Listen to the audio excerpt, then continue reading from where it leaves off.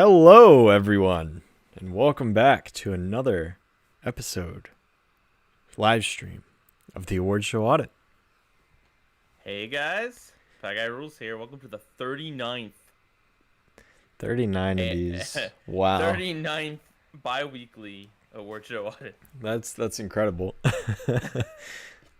Yeah, we're sorry we missed last week, guys, with Valentine's Day and us having to watch like a million things. A lot. Yeah. We figured it's better to just postpone it. And we did. We saw everything. Mm-hmm. We saw everything. Hello. 1992. We're certainly getting somewhere. Yep. 30 years ago, man. Did you see the series finale of Arthur Shadow? I did not, but I know that DW becomes a cop. Well, spoilers! Oh man! No, I did hear that. Yeah. It's not. Yeah, I mean, it's not like it's been Classic memed DW. everywhere on the Classic internet in the past 24 DW. hours. Yeah. Mhm. Such a tattletale. Yeah.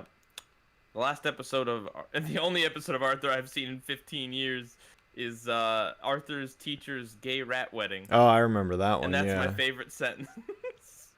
Yeah, that was all over the news. Like, Were you on the recast that week? I don't You think. might have been on the recast. Maybe I don't remember. I don't know. We talked about it. I don't know why we talked about it, but we talked about it. Oh, that's Yeah. right, because some stupid state was like banning it because. Yes, Alabama. Right, I think yeah. it was. How dare people be happy? Yep. How dare people be represented properly? Mm-hmm. Yeah. It's okay. silly. But yeah, no, good for Arthur for lasting like 25 years. You know, everything's got to end. Yep. Nothing is Except forever. The Simpsons. Anyway, thank you for the super chat, Tim. Either of you remember Mucha Lucha? Hashtag 20 years. Yeah. I do. Gigante. I reference. Didn't I reference Mucha Lucha on this show? I feel like I have. I feel like you probably have, yeah. Or maybe just privately, me and you talk about Mucha Lucha sometimes. Yeah, you've definitely talked about it. Oh yeah, no, yeah. I was explaining to you the differences between the theme songs between. Oh yeah. That That's wasn't right. on the show. That was just. Yeah, I haven't seen Mucha Lucha in probably, I don't know, 15 years.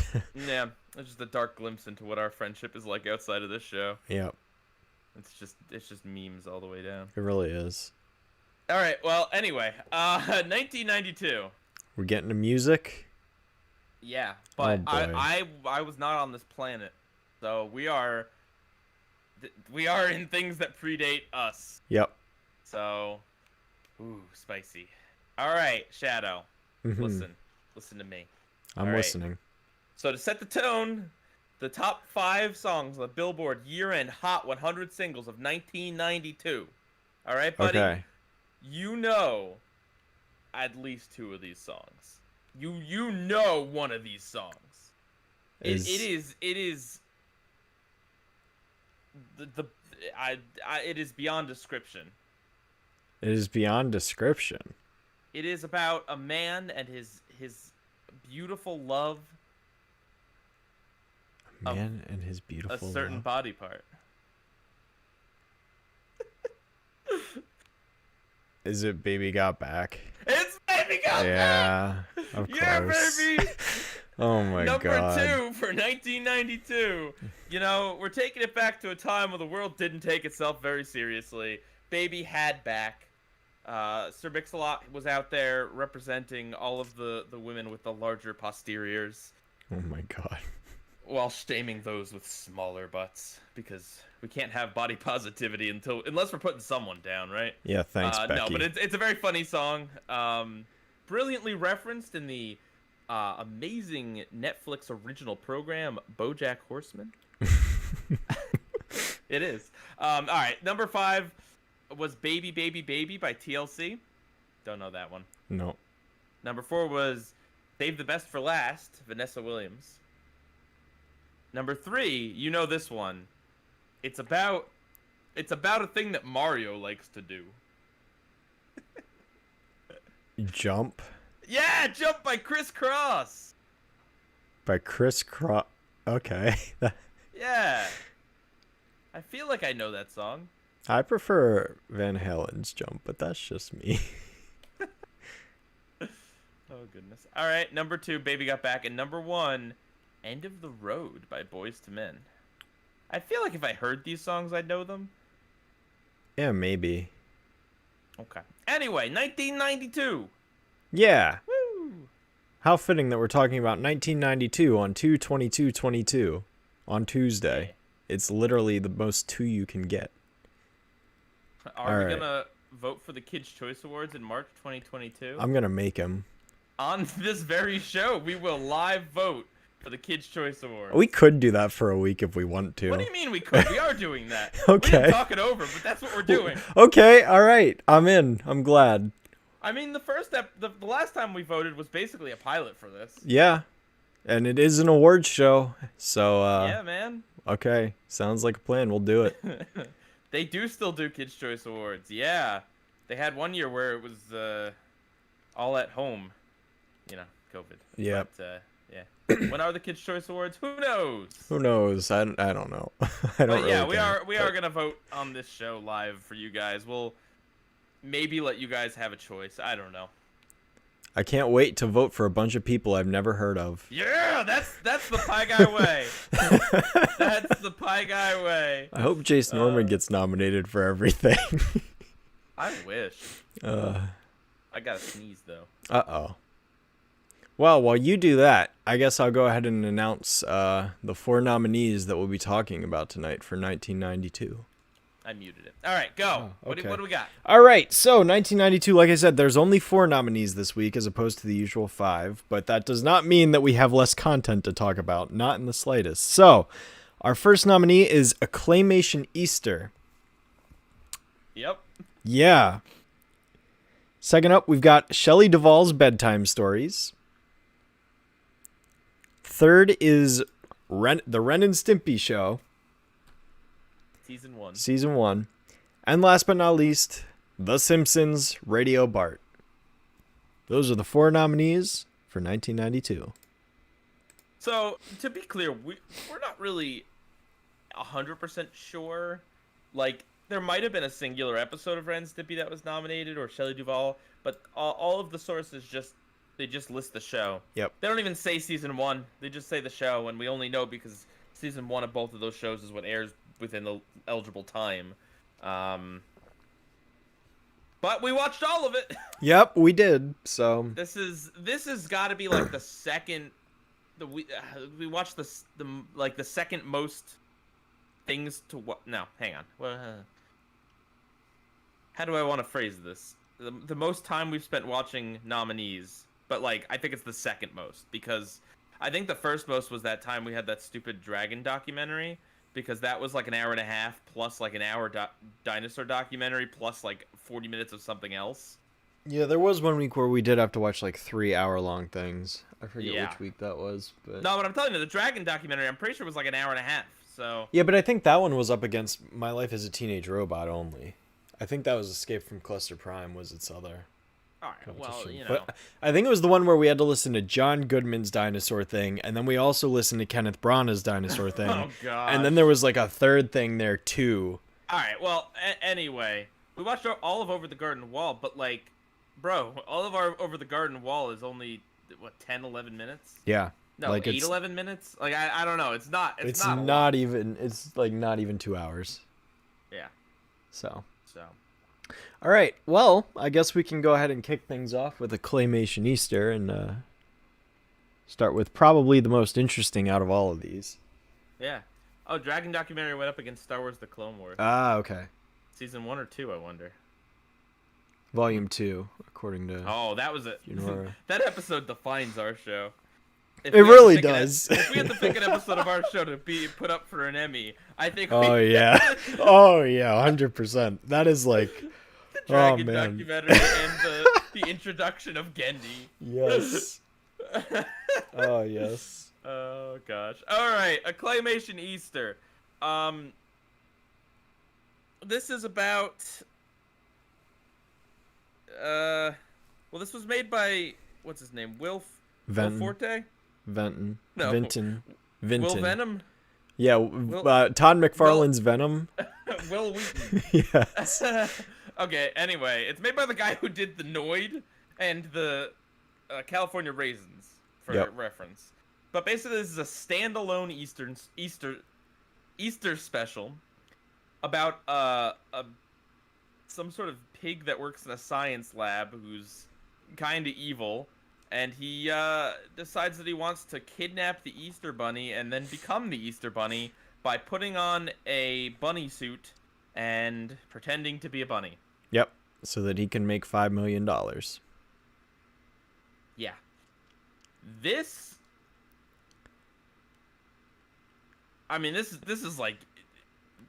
is one of the most original things we've seen on here. Yeah, 100%. In a lot of ways.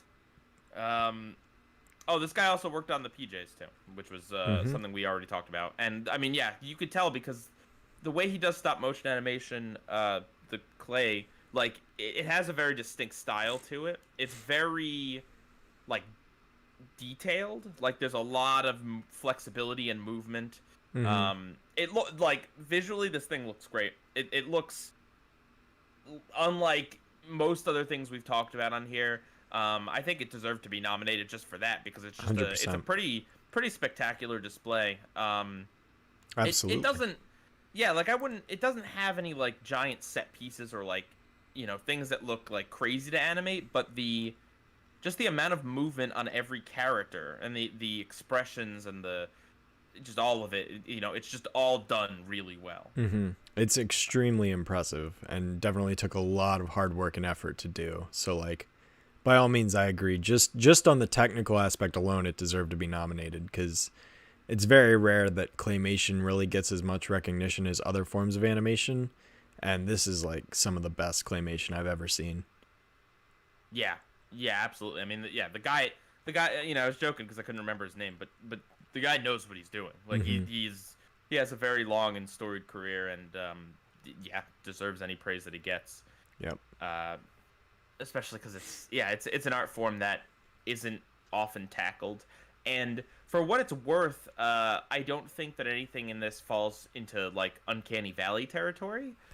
There's definitely stuff that is like kind of intentionally ugly or gross. Like there's a decent amount of that, but none of it is meant to be like too realistic. Like I don't know, like it's cartoony enough to not look weird. Some stop motion animation can look very off-putting. I don't think this does. Of note is that Mark Mothersburg worked on this as the composer, and you will know that person from Rugrats, and you will know that fact immediately because if you miss his name in the credits, this thing sounds like a Rugrats episode. Yeah, it's got all those like little weird flourishes and like ba ba da ba ba da ba ba ba. Like that's like half the soundtrack, and it's and the xylophone is everywhere. Yeah. Yep.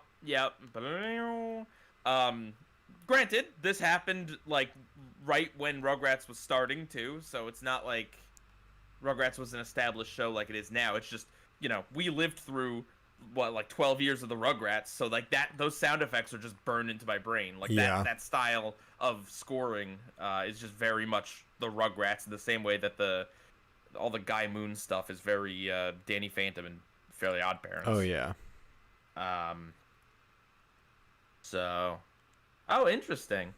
Craig Bartlett's first big gig was working with Will Vinton on a Mark Twain stop-motion flick. Interesting, and he's the creator of Hey Arnold. Fascinating. Make it sound like Rugrats was a tragic event in history. We all suffered through the Rugrat decade. No, it was just a very long show and a very prolific show. And in the same way that, like, Camp Lazlo, I can't really... Like, I just hear SpongeBob music. Watching this, I just hear Rugrats. But at least this is not necessarily anyone's fault here. Yeah.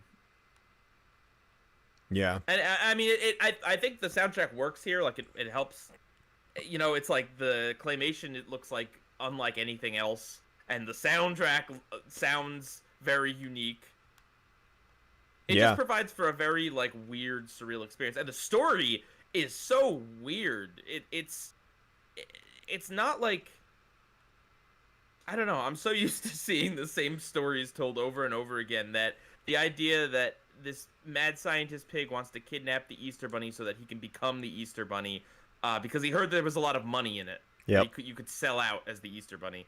I'm not gonna say that's like the most original thing that's ever happened, but like I don't know. Even just an Easter special in general is not something you see a whole lot of. Right. So. I mean, this is like the first time we've ever really talked about anything Easter related on this show. So not too many Easter specials got nominated. Yeah. And I can't imagine there are that many that exist either, because it's not as popular as something like Halloween or Christmas in terms of marketability and stories and all that. Right. Yeah, so I would say, this thing gets a lot of points for originality, gets a lot of points for animation. Did I like it? I think I did. I liked it. Yeah, I thought it was very enjoyable. Yeah, it's weird, too, because the main character's horrible. Like, he's a horrible person, and the show knows it. It's not like it's an accident. Like, it's just he's a villain protagonist, and that's cool. You don't see that. I mean, I don't think you saw that much in animation at the time, certainly. Yeah, it's extremely interesting. And honestly, I mean, I thought the dude killed the one guy for a while there, because in the very beginning, like the very opening scene, he's testing something with a shark, and there's this other pig helping him, and the shark just eats the pig, and then he's not acknowledged for like 15 minutes, and you think he's just dead, but then the shark comes back later on. But no, it's very interesting. I agree. I think it's cool that we actually got a villain as the main character, because there's not too many shows that really ever focus on that. It's interesting. So, yeah, definitely props to this. I really didn't. I don't know, with a name like a Claymation Easter and seeing that title card and like the drawing background, thought for sure this was going to be just like a very young kids thing, kind of in the vein of like the old stop motion Christmas specials, you know, like I kind of thought that was what this was going to be, that it was going to be just very childish and young, and like an attempt to do an Easter Christmas, you know, like an Easter version of a Christmas special. Right. But no, I was pleasantly surprised with how it's still very appropriate for kids, but there's definitely a little more to it. There's more maturity to an older audience. Yeah, definitely. Very interesting. How about the Peter Rabbit reference? Yeah, I was gonna bring that up. There's a reference at one point where, because the pig is basically like, I don't want to use like the word apprentice, but he's like learning to be a rabbit from. Stop watching Star Wars. It's tainting your brain. Listen, I can't help it, man. But he's learning to be a rabbit from another rabbit, right? And when he's going to hunt for carrots, the garden that he goes to is Mr. McGregor's garden, which is a reference to Peter Rabbit, which is awesome. So, yeah. But yeah, no, overall it's interesting. Like I said, I really dig Claymation, and this was a pleasant treat for me. I really enjoyed it. Definitely think it deserved to be nominated. And yeah, I would definitely watch it again at some point, probably. Yeah. It's my favorite Easter special. Yeah, me too. Oh dear. Yeah, definitely pleasantly surprising. Very unique. If you're into like relatively obscure animation, I mean, it's not lost or anything, but it's obscure. As far as I know, it's not really connected to anything other than that the guy who made this made a bunch of other things. But story-wise, it's like its own world, I think. So, yeah, it's definitely worth checking out if you're into the more obscure world of animation. Oh yeah, 100%. Okay, moving on. All right, so next up we have Shelley Duvall's bedtime stories. All of them. Can you find it? Just Google it. Just Google it. Yep. All right. Shelley Duvall's Bedtime Stories is a series that aired on Showtime, I want to say. Showtime. Yep, Showtime.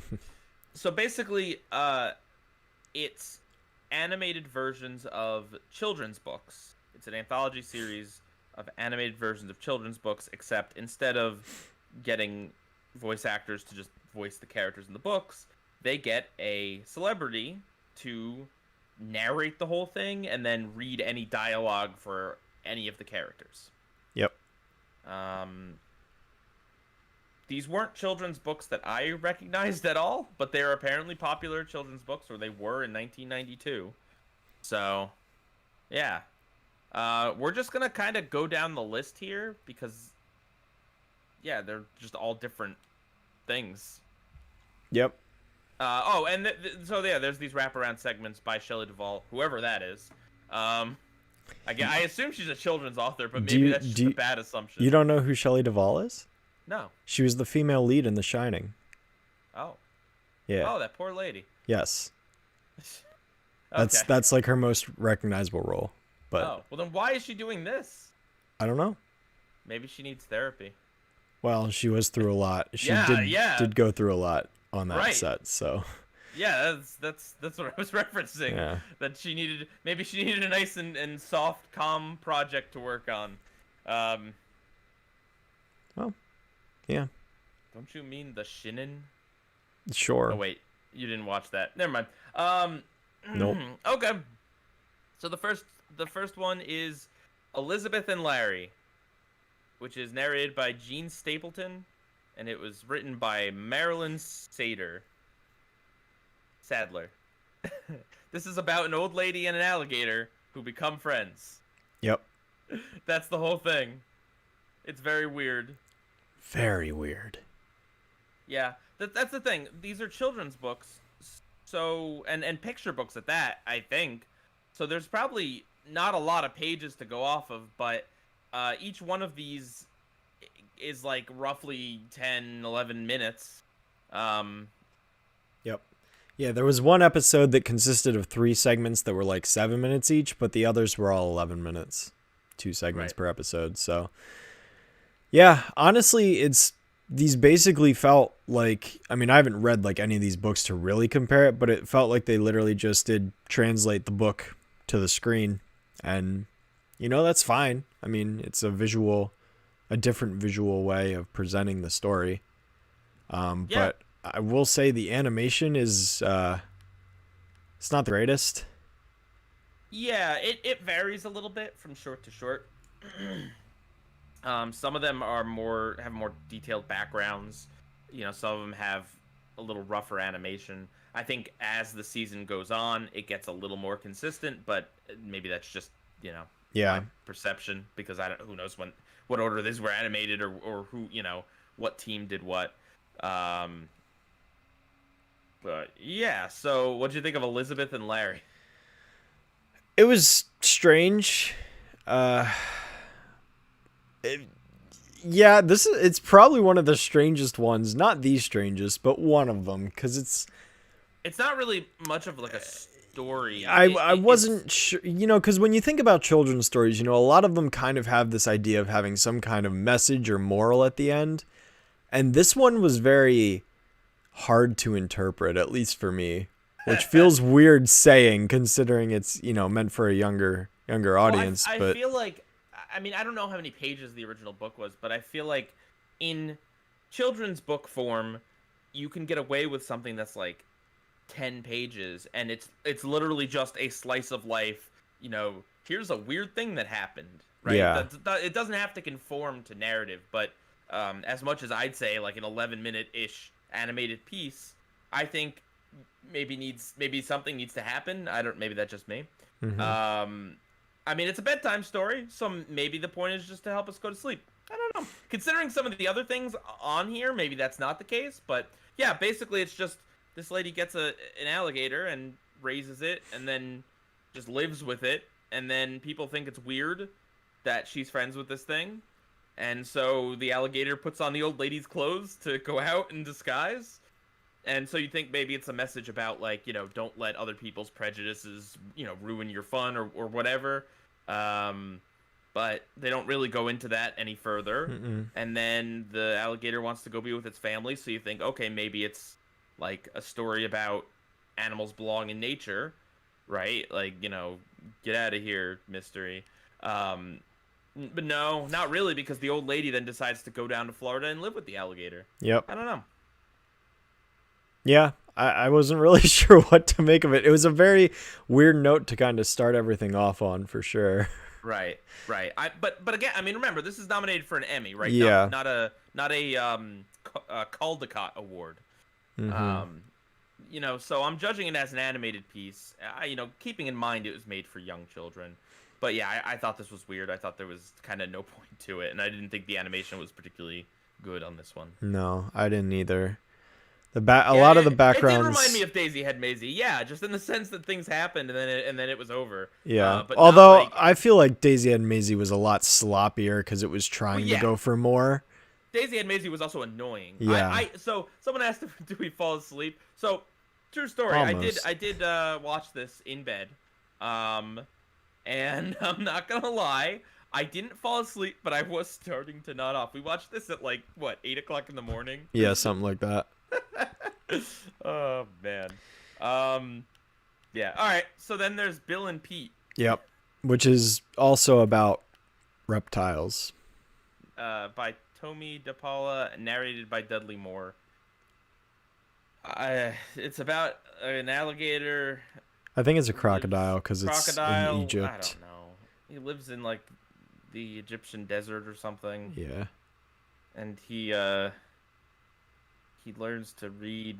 His name is William Everett, if memory serves. That's his full name, right? But and then he shortens it to Bill because he's too lazy to write it. Because he can't spell his full name or something, yeah. So, yeah, anyway, this one has a little more to it. He befriends what kind of animal is that? A little bird that cleans his teeth. Yeah, it's based on the real life symbiotic relationship. I should know the name of that. A hornbill? No. Anyway, you know, the crocodile gets kidnapped by some crazy hunter guy who literally threatens to turn him into a bag. And then the crocodile escapes. Yep. And he sneaks up on the guy in the bath, and he runs off. Yep. And that's the story. You know, I don't know. It's more of a story, but it's just like I don't know what to make of it. Yeah, the first episode, like these first two pairings, were probably close to, if not my least favorites out of all of them. Yeah. No, they're my second least favorite. Okay. All right. Yeah. Well, moving on. Yeah. Episode 2, we've got Blumpo the Grumpo. Yeah. Yeah. Narrated by John Candy. Now, Blumpo the Grumpo, he and I go way back. Oh, Blumpo. No, I did enjoy this one more just for the sheer fact that the character was far more interesting.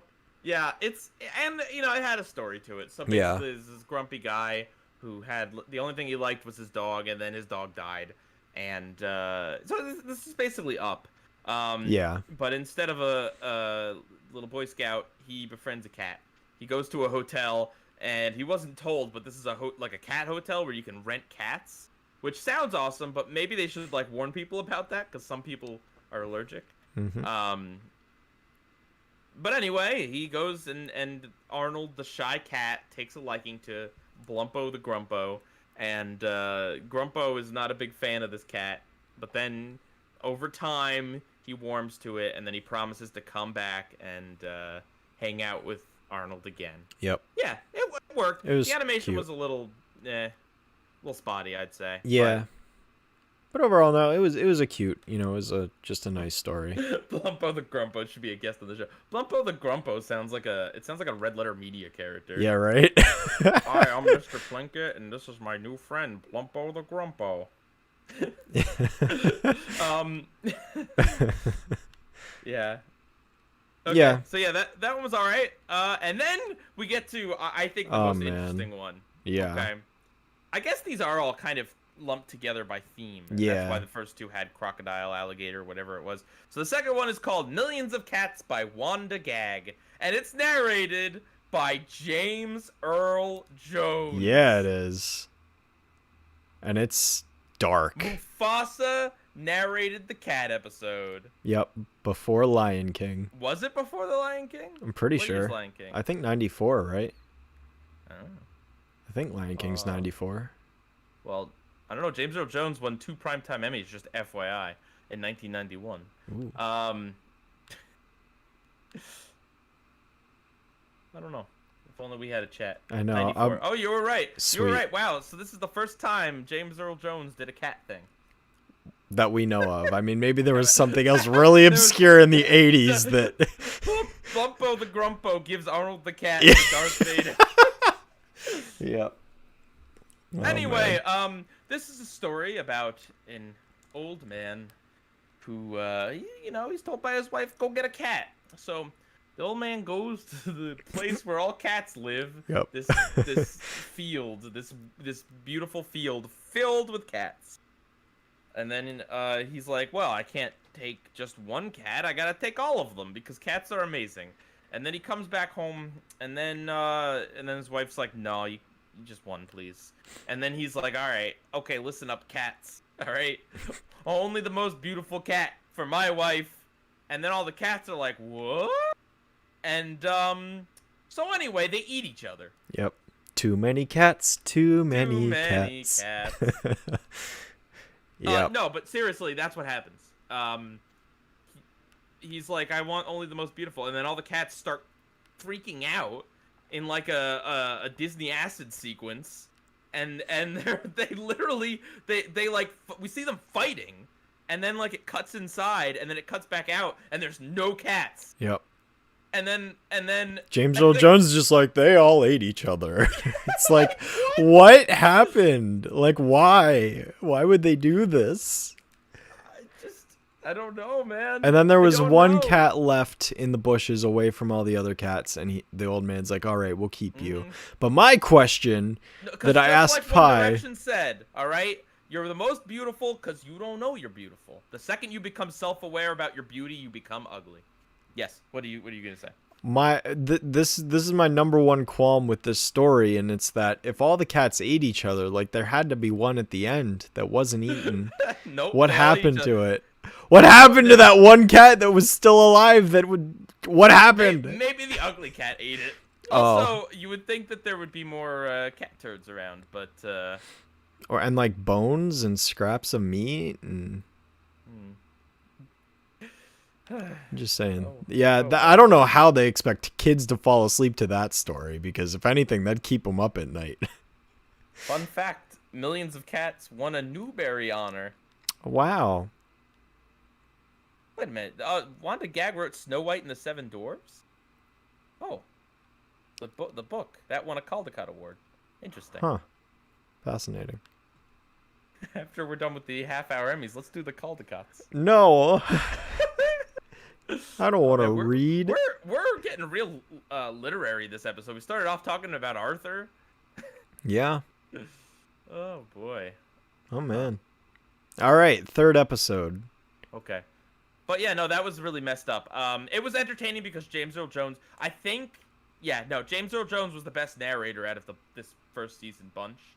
Like, you know, because he's James Earl Jones. Like, yeah. You get someone to narrate, like, James Earl Jones should just narrate everything as far as I'm concerned. He sounds amazing. Okay. Anyway, next up is There's a Nightmare in My Closet by Michael J. Fox. Oh, narrated yeah. by Michael J. Fox. Written by Mercer Mayer. Yep. So, this is the one that sounds vaguely familiar. This is the one that you knew. Yeah, right? This one I feel like it was read to me in like first grade or something. Like I feel like I've definitely seen this before. Basically, there's a monster in this kid's closet. Yep. You know, and he's scary, but it turns out he's just kind of annoying. So he shoots him. Yeah. And then Shelley Duvall comes on screen and is like, "Hey kids, don't ever play with a real gun." Yep. He'll shoot your eye out. Yeah.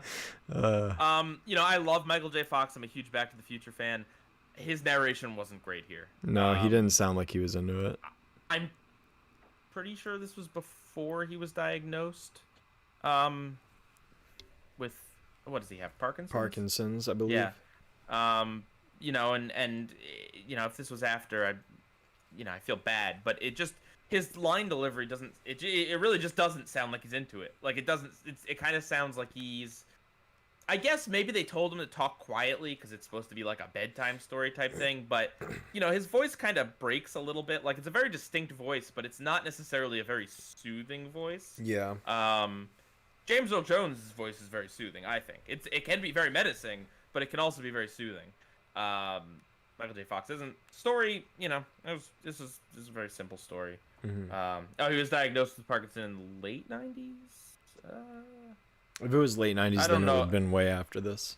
Yeah, I don't know. 1992 is when he got diagnosed, but his symptoms wouldn't really affect his acting. Yeah, I mean, either way, I feel sympathetic, but just the performance really wasn't there. Yeah. I don't think. So then this is followed up by There's an Alligator Under My Bed, also written by Mercer Mayer, I guess in the same series. It's a direct sequel. Yeah. But this one's narrated by Christian Slater. And he's even less into it. Christian Slater's a scary guy, man. Yeah. No, not a scary guy, but he's known for like intense performances. You know, I'm most known from Mr. Robot, but like the dude is not a relaxing voice to chill out to, I don't think. Maybe it's just, I don't know, maybe he was more relaxing in the early 90s. I don't know, he didn't sound very relaxing when we watched this. Did you know he was Ren in the Star Wars franchise? He was Ren? Ren. Do you know who Ren is? I know Kylo Ren, but that's someone else. No, it's just Ren from 2021 present. Oh, I guess that's in the new thing? Oh. Wait, what? Where's... I'm going down a Wikipedia rabbit hole. Okay. Interesting. The Rise of Kylo Ren. The Rise of Kylo Ren. I don't understand. Okay, whatever. Anyway, maybe it's just a rumor. Very weird. I guess he was on a soap opera. Uh-huh. I don't know. Maybe it was no more relaxing back then, but it just kind of ruined it for me because, yeah, he's... Oh, yeah, he was Jet Fusion. That's right. Jimmy Neutron. Oh, man. Okay. Yeah. So, anyway. It's the same story again, but slightly different. It's more stupid alligators. Oh, you stupid alligator. The kid You're lures so it into the garage, stupid. and he's like, should I tell my dad?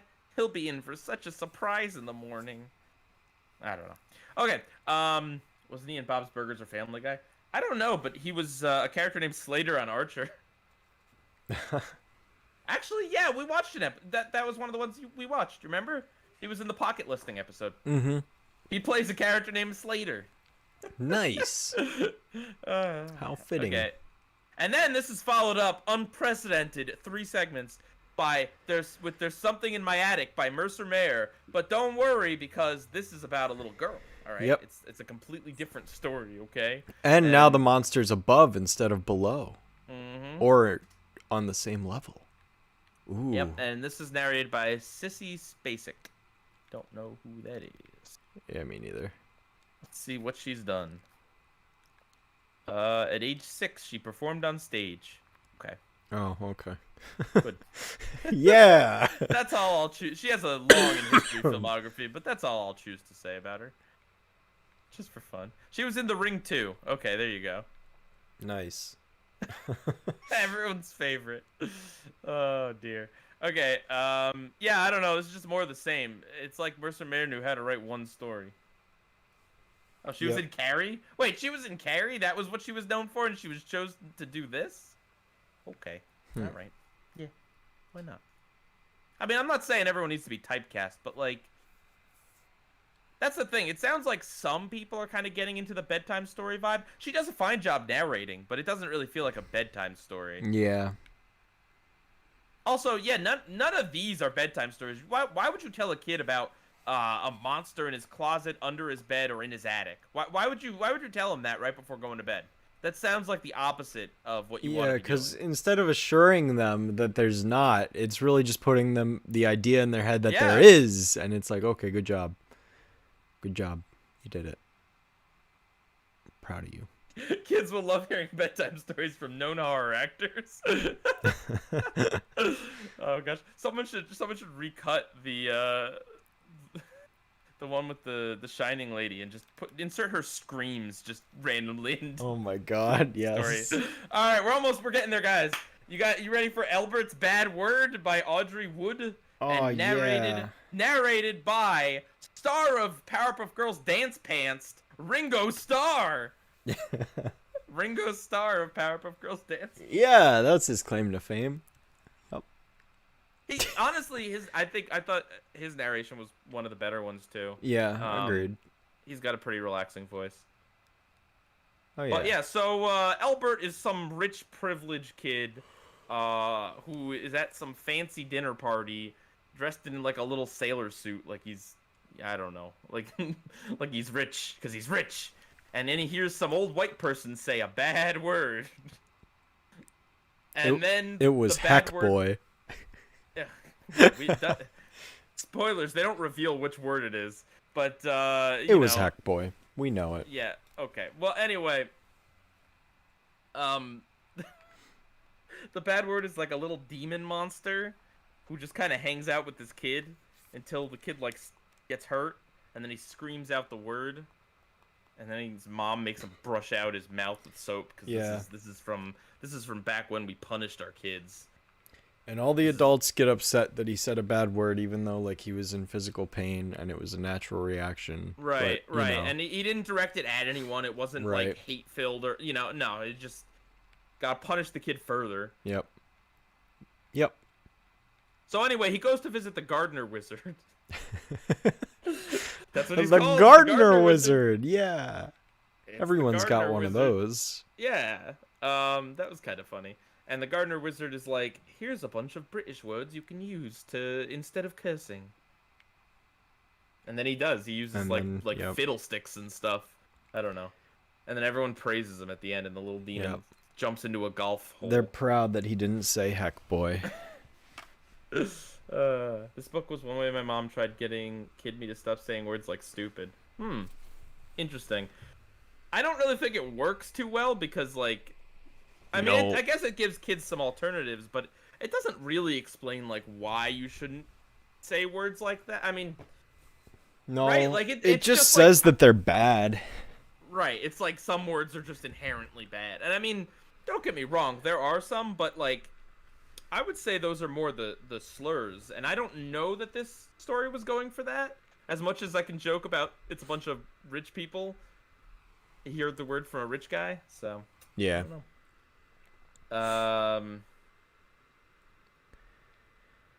Yeah. Yeah, I thought this one was fine.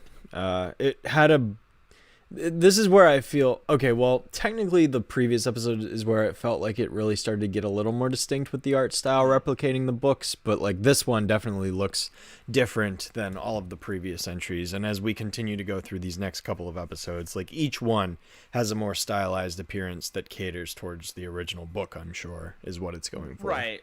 And I mean, let's be real, the Wizard Gardener was certainly an interesting thing that we just like, I don't know, made us laugh. Yeah. Like, it was entertaining. Yeah, it was odd, which, was funny, but...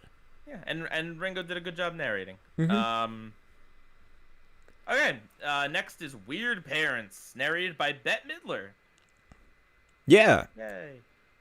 This was also by Audrey Wood, the same person who wrote Albert's Bad Word. I guess there's the connection. Yep, makes sense. Yeah, so this isn't a story so much as it is a list. Mm-hmm. It's basically just...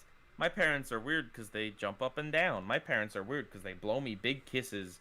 My parents are weird because they, I don't know, scream in the movie theater. I will say, credit where it's due. I think out of most of these voices, Bette Midler seemed to be the most into it. She was pretty into it. She was even providing her own sound effects for it, going above and beyond. Whereas, as opposed to just reading off the script, she emphasized and enunciated words in different ways, and it definitely sounded like she was more open to the idea of doing this than Christian Slater. Not to name drop, but she won 4 Golden Globe Awards, 3 Gammy Awards, 3 Primetime Emmy Awards, and 2 Tonys, and a Kennedy Center honor. So, nice. And 2 nominations for 2 Academy Awards and a BAFTA. Ooh. Or wait, that's awesome. No, just a British Academy Film Award. That's not a BAFTA. That's a BAFTA. Gotcha. Anyway, yeah, I mean, I don't know. This is one where I think it probably works better in storybook form, right? Like it's not because it's I don't know. It doesn't really even need to be animated. Like it's just here's a bunch of weird things my parents do, but you know what? They're my parents and I love them. It's got like a cute moral. Bette Midler does a fine job narrating it. It's just it just doesn't have any like escalation or hook to it. It's just there's not a lot of substance there. No, it's just here's a bunch of weird things that my parents do. Some of which are kind of like exaggerated things that actual parents do, like embarrassing things like blowing kisses or whatever. Some of which seem kind of questionable, to be honest. Just like these parents are just actually very weird. But yeah, it has a nice little end note. So yeah, this one was fine. Mm-hmm. All right, now for Little Toot and the Loch Ness Monster by Hardy Gramitke, narrated by Rick Moranis. Yeah. From Honey, I Shrunk the Kids and Ghostbusters. The thing I liked most about this one is the watercolor painted backgrounds. It looked nice. It definitely had a very unique style to it. Like, if I were to like, if they had to just nominate one, my guess is they probably would have nominated this one, but maybe not. It's probably the one I'd push for. But Moranis was also in Brother Bear. We don't talk about Brother Bear. Why? No. Why don't we talk about that? I hate that movie. Oh, I mean, I remember. You want to know what I remember from Brother Bear? Not to tangent too much, but the only memory I have of Brother Bear is my grandmother took me and my sister to go see it in the theater, and I remember the projector wouldn't work when it started, so I had to go find somebody and tell them the projector was broken, and I don't remember anything from the movie. You know what? My grandmother took me to see it as well. Yeah, my grandmother took me to see all of those, like, early 2000s rough Disney era. I saw Home on the Range in theaters. Me too! Like, how many? Too! Yeah, like, not a lot of people can say that. But, yeah. Oh, my God. Yeah. Best part is I don't remember anything from that movie either. For the most part, same. Yeah. Like, I know I saw it, but I don't remember anything I saw. I think, so I saw Chicken Little in theaters, and I think it came out either on my birthday or the day after. Yeah. Yeah, because that was 2005, I think, was Chicken Little. I saw that. I remember seeing Meet the Robinsons in theaters, too. Yeah. Oh, man. I didn't watch that one until this past year, actually. Oh, damn. Chicken Little 2005. Starring Zach Braff. Yeah, I think Meet the Robinsons was 2006. Or maybe... Nice. No, 7. I think it was 2007. Yep, November 4th, 2005. Yeah. Woo! Fascinating. Yeah. That's my claim to fame. All right. Yeah. Anyway, yeah, Little Toot, it was kind of annoying. The Little Toot doesn't stop tooting. Oh my gosh, yeah, that sound effect. And the story is that he goes to find the Loch Ness Monster because, like, the other boats bully him. And then he goes and finds it, and the Loch Ness Monster just happens to be shy. And they play, and then the hunter ships come and try to find it. Yeah. Little Toot's got to hide I don't know, whatever. I'm sure it's fine for kids. I wasn't interested in this story. Yeah, me neither. But yeah, the little smoke bellowing sound effect on Little Toot just doesn't stop. It just doesn't stop. No, it doesn't. And then we got Choo Choo by Virginia Lee Burton, narrated by Bonnie Raitt. Who designed these railroad tracks? Nobody designs a railroad like that. I'm just saying. She was a singer. Okay. Nice. Anyway, yeah, this is another one that didn't do it for me. I know a lot of kids love trains, so I'll give it a pass, but, like, it's just, this train is, like, it's got, like, a group, it's like it has a bunch of people that work on it, but the train's sentient, because, I don't know, we're in Thomas the Tank Engine land. Yep. And the train one day is just like, I could go faster if I didn't have to pull all these people around. So the train just goes off on its own, and then it gets lost, and then it's sad and alone in the swamp. And then the conductor and the other people find it, and that's it. That's the whole thing. It's Thomas the Tank Engine. Yeah. But it's not Thomas the Tank Engine. It's Choo Choo. The animation is just normal animation, and it's Choo Choo. What is this, Zelda? Like, it's fine. I don't know. We're reviewing children's book adaptations. What does this show become? More like what did the Emmys used to be? What did the Emmys used to be? Why is time so confusing? I mean, I still prefer this to watching Bob's Burgers every freaking week. How do you feel about dinosaur documentaries? No. All right, next up we got Patrick's Dinosaurs by Carol Carrick, narrated by Martin Short. This one's my least favorite because it has dinosaurs in it. Shadow, you're being as biased as the Emmy voters. Wow. I'd fit right in. Okay, well, anyway, this is about a little kid and his brother go to the zoo, and the little kid keeps asking questions about dinosaurs because they're both obsessed with dinosaurs. And the older brother tells him, like, oh yeah, dinosaurs, they had big mouths and they could chomp and all this. And the little kid just keeps imagining the dinosaurs are there with them and attacking them and all that. I thought Martin Short was very into the narration.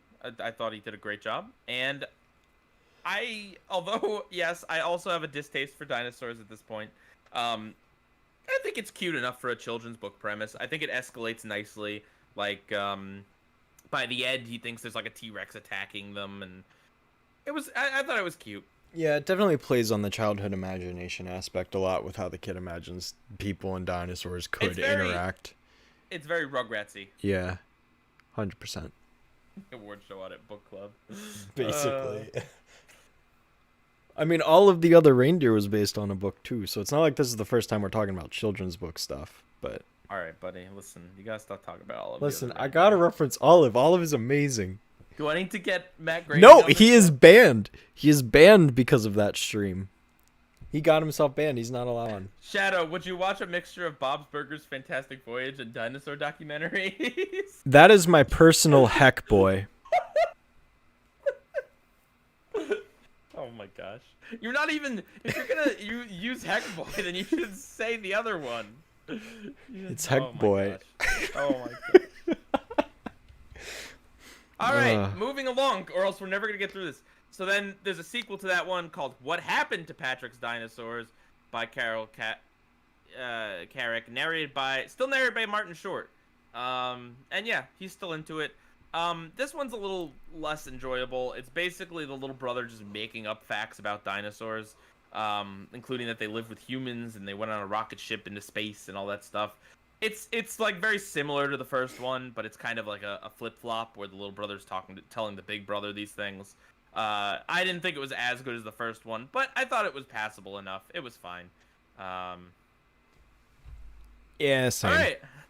Yeah, so special shout out to the fact that if we had talked about season 2, if season 2 was nominated, we could have gotten an episode, a book narrated by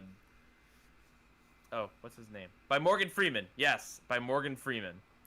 So disappointing that we didn't get that. Oh well.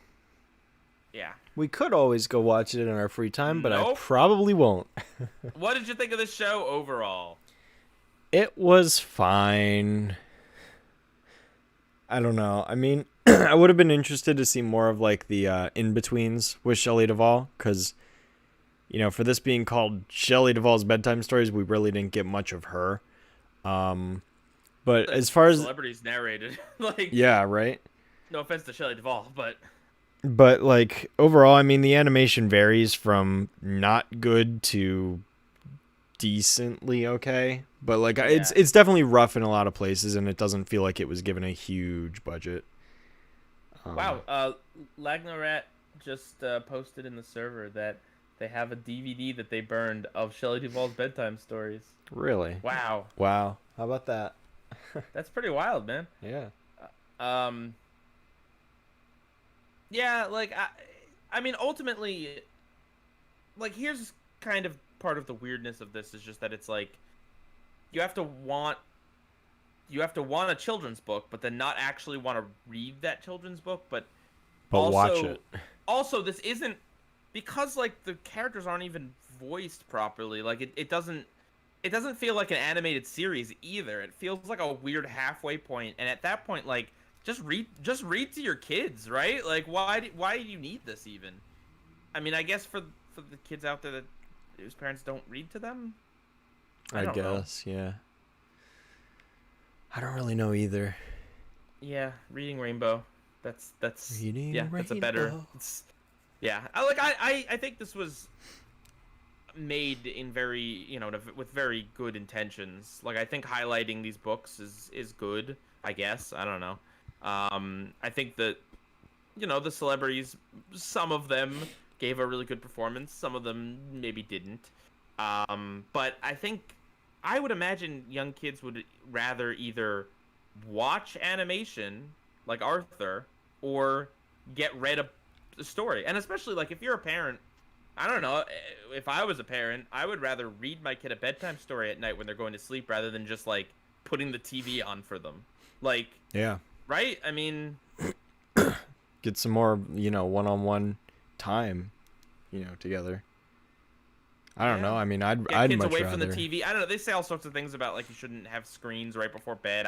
I don't know if I don't know, but it's just like it just kind of seems like turning something that was, that is a nice thing between a parent and a child into just like make it a TV show. Yeah. But I mean, it doesn't have to be a bedtime story. It could just be just a regular story. And I guess you could get the VHS tapes or something. And, if your kid really loves a story and you're sick of reading it to them. I suppose so, yeah. Yeah. Yeah, this was on Showtime as well, which not everyone had. Mm-hmm. Okay, anyway, let's move on. This is going to be a long show, guys. Yeah. All right. Next. Technically, we're at the halfway point because now we've got basically just as many episodes of Ren and Stimpy. Season 1. Yay. All right. we're going to go through this episode by episode, everyone. Yep. Here we go. Okay. Episode 1 is a two-parter, technically, about Stimpy winning a poem contest and becoming a big shot in Hollywood, leaving Ren behind. And then the second part is just all about how both of them are kind of miserable without each other. And then Stimpy goes back to Ren. So you might recognize this story because it's, believe it or not, a better version of Daisy Head Maisie. Yeah. Oh, dear. This one is weird. It feels very incongruous with the rest of the series because it I don't know, it kind of portrays Ren and Stimpy as if like they really care about each other. Like I didn't get that vibe from any other episode we watched. Maybe I'm mistaken. People say that they're like in a couple, so maybe, but like I don't know. It seems a little weird. But yeah, I don't know. It's an okay way to start the series, I guess. I didn't really think anything in it was too funny. No. The story is relatively pedestrian. It's a big shot in Hollywood story. Yeah. It definitely seemed strange for a first episode until I learned 15 minutes before the show that there was actually a different pilot. Yeah, this isn't a pilot. This is just the first episode. Yeah. So, yeah, it was fine. It was okay. It didn't wow me in a lot of ways other than the usual what I've said about Ren and Stimpy on previous shows, which is really good at facial expressions. This show's very good at it. Violet makes a very good point in the chat, just that this episode is more about story than it is about just telling gags. Mm-hmm. More so than any other episode that we've seen. Even the funeral episode, which I think also was a two-parter. That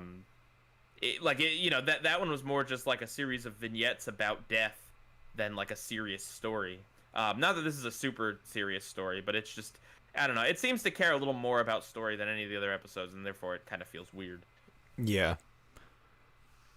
Which is strange. But it was also season 1, so it was, testing the waters with different things and seeing what stuck. Definitely. All right. Next up is Robin Hood, which is the first in the series of fairy tale shorts. Yep. Fairy tale episodes. So Ren puts himself as Robin and Stimpy everywhere else. Stimpy is all over every other character in this, and it's just Robin Hood. Yep.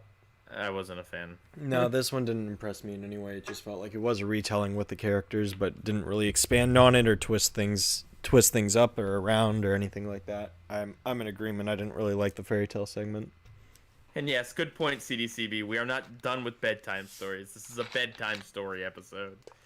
The fairy tale episodes are boring, and you can tell why they dropped it after the first season. Yeah, no, I absolutely agree. There's just not a lot to it.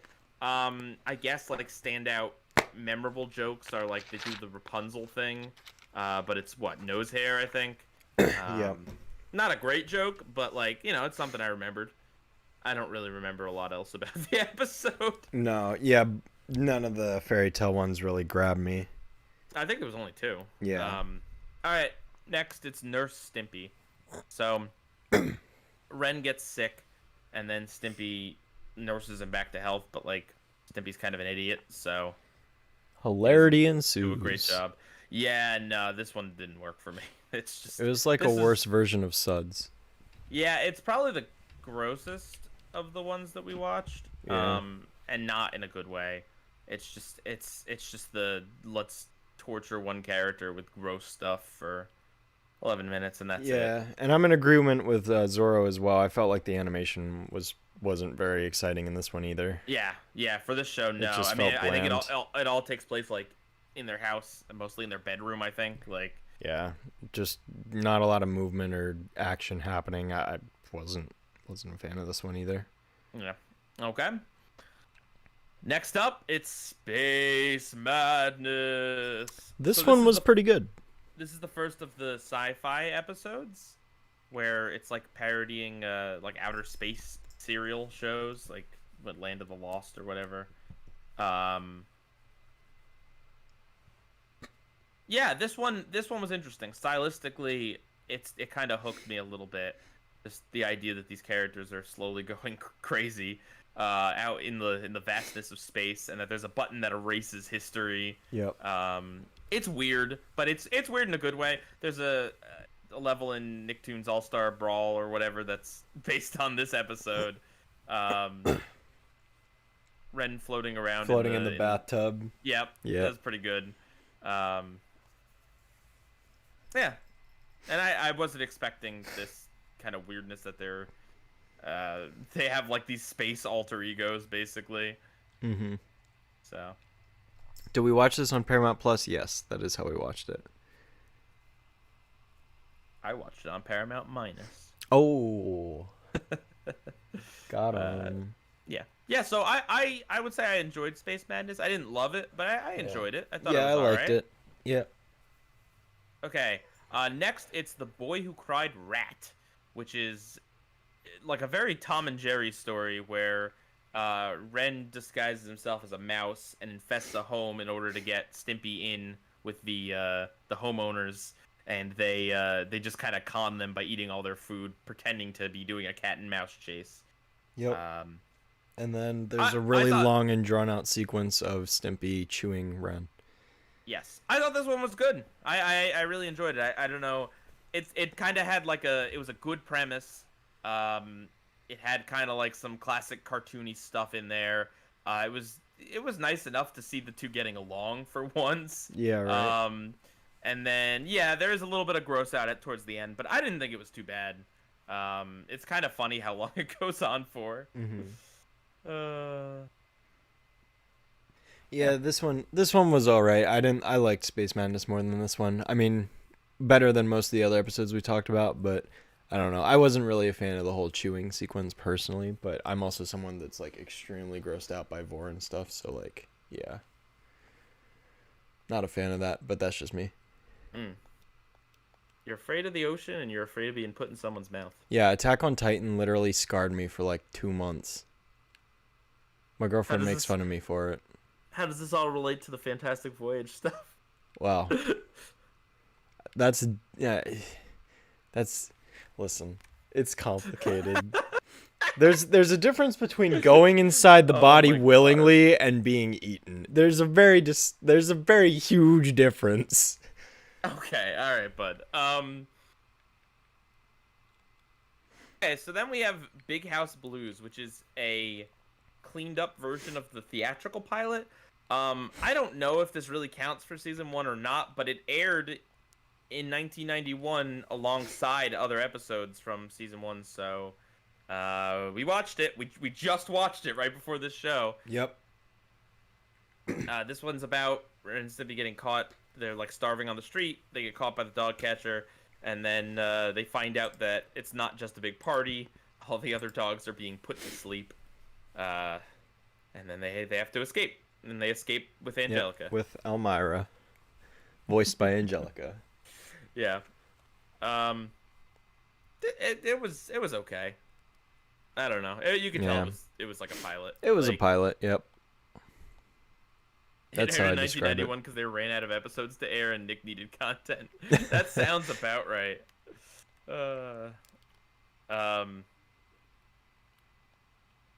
I will say some of the animation is like really bombastic and crazy. Like they use some of it for the theme song for good reason. Yeah. But otherwise, I don't think it's too memorable. Definitely has that pilot feel. So. Yeah. This is a narrator. And then we get The Littlest Giant. This is another storybook one, and it's worth noting that the storybook and the outer space segments, they both have the same introduction every time. It's much worse for the storybook ones because it is like a minute and a half of Ren and Stimpy getting ready for bed, and it's the same thing. It's the same thing twice. Yep. Completely reused.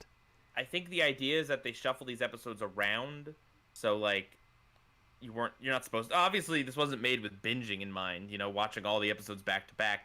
But I will say it's frustrating that the title card doesn't come up until after they do the reused animation. Right. So like if I was someone just tuning in and I started watching that, I would be like, "Oh, it's a rerun," and not realize it was a new episode. But whatever. That aside, I thought this was a pretty boring one as well. It's basically just Stimpy is a giant, but he's bullied because he's small, and then he befriends Ren, and that's it. That's the whole thing. Yep. Very bland. Not very interesting, yeah. And then we come to Fire Dogs. This is an episode about the two disguising themselves as Dalmatians in a firehouse, and then they have to go rescue people from a burning building. This was my favorite out of all of them. Yeah. This is in my top 2. I don't know if it beats out my number 1, but it's definitely up there. I think this was the funniest episode. Absolutely. The gags of the horse and the various things jumping out of the building that Ren and Stimpy have to catch, like, it's funny. It made me laugh. It was so absurd. Finally, something in this show that was absurd enough to make me laugh. Not that other stuff wasn't absurd, but just, I don't know, I feel like this one got the comedic timing so down that, like, this is where I could start to understand this show a little better. I'm still not a Ren and Stimpy fan. It's just not really my type of thing. But this particular episode especially, even above Space Madness, which I thought was interesting, I didn't think Space Madness was particularly funny. But Fire Dogs, I think, is just funny. Yeah. No, this one, it felt like it knew how to progress the humor, because it was a gradual build. Each thing got more and more absurd than the last. And it was a great premise to kind of put the characters in a wacky situation where they needed to react really quickly and spontaneously, and I just felt like this one came together really, really well. Yeah, I really enjoyed it. Definitely. I think it's worth watching, I would say. Even if you're not really big into Ren and Stimpy, I think it's worth checking out. So next up, there's Marooned, which is another one with them being astronauts, outer space, sci-fi people. I don't know the name for the branding on that, but yeah, this one is interesting too, like Space Madness, where they end up on a weird planet where like they're slowly dying, like the atmosphere is like messing with them, and like every other shot is them kind of transformed into something else. I thought that was a clever conceit. I can't really say I like laughed. I don't remember laughing. Yeah, and I don't remember really loving the story otherwise, but I just thought that as a conceit, the idea that not every time they cut, but most of the time when they cut, it was just like something weird had happened to one of the characters. Yeah. That's not Marooned, it's Black Hole. What? Are you telling me Wikipedia lied to me? Uh-oh. Black hole is when they pass through a black hole to find a mountain of missing left socks. Huh. Could Wikipedia possibly be wrong? No. No. Oh no. This has never this has never happened before. Wikipedia has never lied to me. I don't know who this CBCB fellow is. I don't know if he's a trusted source. Yeah, I don't know if we can believe what he says. Let's check the Ren and Stimpy wiki. Yeah. Can we check the CDCB wiki and see how credible it is? Yeah, look on Nixtory. Yeah.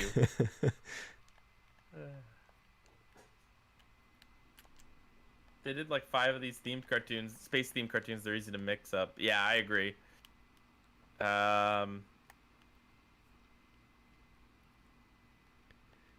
Let's see.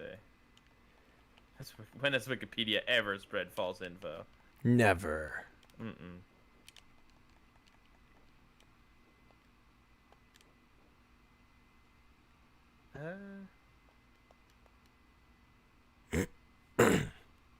Huh. I think I am getting these 2 episodes mixed up now. Huh. Oh, it sounded like I was describing a later episode. Oh, okay. I was gonna say. Interesting. Yeah, no. This is what happens when you do the same concept but slightly differently a bunch, I guess. Yeah. Yeah, but yeah, basically, like, Ren uses his handbook to try to get them out of the situation. Yeah.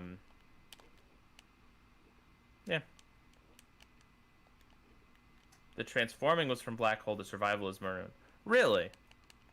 Okay, so I'm confusing just the main gimmick. I don't know, whatever. The rest of the space episodes, I'll just lump them together then. Fine. Both of them. They were kind of like okay, like they were interesting enough. I don't remember laughing too much. Whichever one of the episodes had them transforming weirdly, was dope. So, just a dope concept, and that's it. Yep. It was all right. Interesting. Next, you ready for a documentary, Shadow? No. Ren and Stimpy host a nature show, Untamed World, where they go to the Galapagos Islands to find weird creatures that look that like are them. all based on them. Yeah. Yeah. It's okay. I don't know. It was a documentary. I didn't like it. Okay. Well, I thought the animation was fine. I liked the joke at the end that there was the just all these nature documentarians that are attracted to these animals trying to like get footage of them. Yeah, yeah. It does a good job making fun of the kind of thing, nature documentaries, at the end at least. Other than that, I didn't think it was too remarkable. I'm really sorry. I know some people are big Ren and Stimpy fans, but a lot of these episodes kind of blend together when you watch them back to back and you aren't really big into Ren and Stimpy. I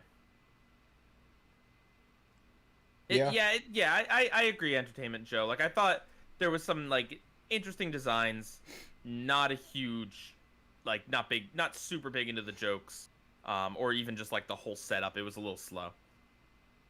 And then there's the black hole episode, which we may or may not have already talked about. Yeah. And then we end with Stimpy's Invention, which is the defining episode of at least season 1. Oh yeah, it was what the whole thing built up to. I didn't know anything about Ren and Stimpy. I had only seen the stupid Son of Stimpy and I think the Yaxmas episode. But growing up, like whenever I'd see promo material for Ren and Stimpy, it's from Stimpy's Invention. Mm-hmm. Happy, happy, joy, joy, always. You know, like that is the defining thing. As far as I'm concerned, the defining episode and moment of this show. And I gotta tell you, it didn't disappoint. I thought this was a good episode. This is the most sadistic of the season, I would say. It involves Ren bashing his head in with a hammer, but I loved it. I thought it was like finally the show is living up to like the real twisted nature of it. You know what I mean? Like it's really doing something crazy. And Lenny Carl says Stimpy's invention is when Ren and Stimpy starts. In their opinion, most of the stuff that came before is far too underdeveloped. And yeah, I agree. I think the Fire Dogs. I think Fire Dogs is the funnier episode, but I think Stimpy's invention is just a better all around episode. Just the surrealness of all of it. The song will teach your grandmother to suck eggs. Yep. It's like what? How do you think of this? The really cool animation when Stimpy is like brewing the concoction or building his invention, like, it's very cool. Yeah, no, I agree. It definitely felt like a summation and kind of what everything was building up to. And if more of the show, like, in the following seasons is like this, then I totally see what other people see in it. Absolutely. Yeah, you know? I definitely get it more, for sure. It's really, really hard to nail down, but there is, like, there's a certain variety of just, like, disturbing and twisted that I enjoy and find provocative and interesting, and then there's a certain variety of it that I hate and can't stand. And, like, I would say the grossness of Nurse Stimpy is in the can of just I couldn't stand that. I thought it was just gross and weird, and just didn't have a lot going on story-wise. But I thought Stimpy's invention, I think part of it is just that it wasn't gross. It was just kind of, like, disturbing. Yeah. You know, like seeing Ren's forced smile, like, it's so good. I don't know. I mean, this is definitely me reading into it, but it definitely reminds me of, like, I don't know, just all those like places on the internet where people demand that you constantly praise the thing you're talking about. You can't say anything negative. You can't have a frown. You smile and you feel good and you say positive things no matter what you're feeling or your response. You have to, you know, it's just like, no, that's not how the world works. No. But I don't know if that's what they meant with this or what, but it just yeah, it worked. It worked. Yeah, definitely. Oh man. Good stuff. Yep. All right, and now we're finally done talking about Ren and Stimpy. Yay. Yeah. So there's the whole season 1 reviewed for you guys. You got every episode reviewed from Pi again. Nurse Stimpy is a Ren and Stinky. Yeah. Got him. Oh dear. Oh man. I don't know. You guys shouldn't be surprised by me saying all that. That's, you know, that's I don't know. That's how I feel. I feel like you should be able to express yourself without, you know, as long as you're not being rude or mean. You know, you express your feelings on what you know, something that's put out there to be judged. Yeah. So that being said, John K is a dirtbag, so, you know. Yeah.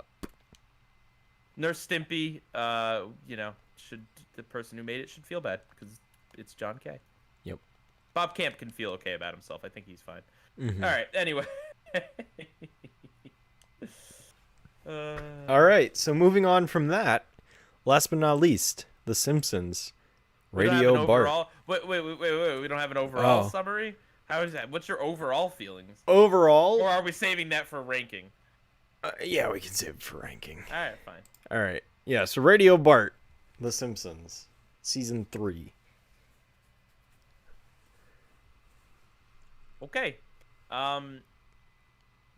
It's Bart's birthday, and he gets from his dad it's